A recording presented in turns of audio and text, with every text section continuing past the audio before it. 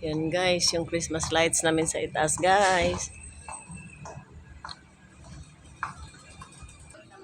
Ayan guys. Yan lang ang aming guys, pailaw. Tsaka doon sa itaas. At saka itong munting Christmas tree namin guys. Yan. Nilagay ko sa sa corner. Baba ng hagdanan guys. Kasi walang space dito sa amin guys. Masikip kasi itong salas namin. Pero it's okay. Nako, malapit na ang Pasko guys. May mga pailaw na. Thank you so much guys for watching my video. Bye for now.